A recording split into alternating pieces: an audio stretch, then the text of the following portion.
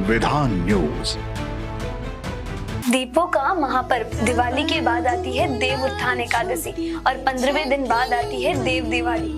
देव उत्थान एकादशी को देव उठनी एकादशी भी कहते हैं। देव उठनी एकादशी जहां समस्त हिंदू समाज में तरह तरह से मनाई जाती है, वहीं देव दिवाली बनारस क्षेत्र में विशेषकर मनाई जाती है। लेकिन आज हम इस वीडियो में देव उठनी एकादशी की बात करेंगे कि आखिर ये क्यों मनाई जाती है और इस दिन क्या करें और क्या ना करें। हिंदू पंचांग के अनुसार इस वर्ष देव उठनी एकादशी 23 नवंबर गुरुवार को है। माना जाता है कि इस दिन 5 महीने बाद जगत के पालनहार भगवान विष्णु योग निद्रा से जागेंगे और सृष्टि के पालन का कार्यभार संभालेंगे।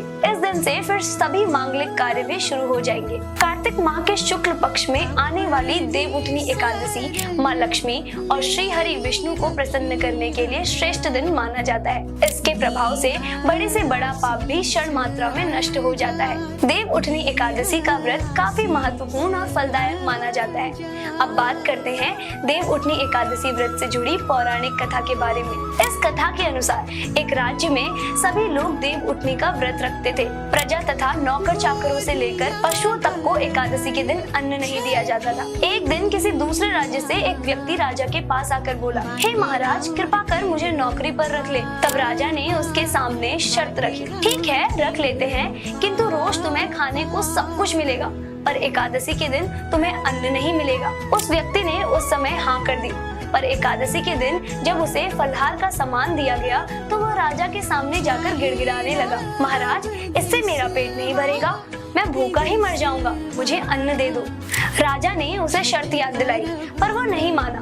तब राजा ने उसे आटा, दाल, चावल दे दिया। वह नदी के पास पहुंचा और स्नान कर भोजन पकाने लगा। जब भोजन बन गया तो वह भगवान को बुलाने लगा, आओ भगवान, भोजन तैयार है। उसके बुलाने पर पीताम्बर धारण कर भगवान चतुर्भुज रूप में प्रकट हुए और साथ ही भोजन करने लगे। उसके बाद भगवान वहाँ से गायब हो गए। 15 दिन बाद अगली एकादशी को वह राजा के पास दुगना खाना मांगने पहुंचा और कहा कि उस दिन मैं भूखा रह गया था। कारण पूछने पर वह बोला कि मेरे साथ भगवान भी खाते हैं, इसलिए हम दोनों के लिए सामान पूरा नहीं होता। ये सुनकर राजा बड़ा आश्चर्य हुआ।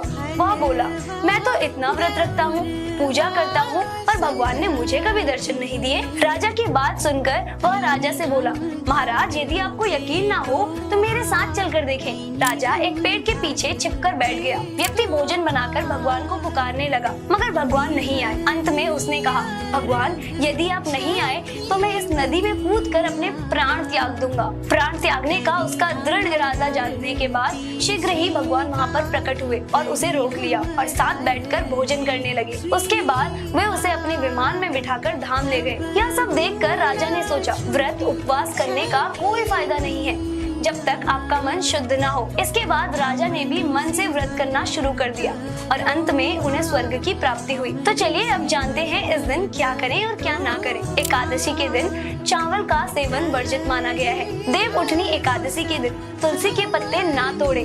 पूजा करने के लिए तुलसी के पत्ते एक दिन पहले ही तोड़ ले। देव उठनी एकादशी के दिन भगवान विष्णु को केले का भोग जरूर लगाए। इस दिन केले और हल्दी का दान काफी शुभकारी माना जाता है। इस दिन किसी से वाद विवाद ना करें और ना ही किसी को अपशब्द बोले। आज के लिए बस इतना ही।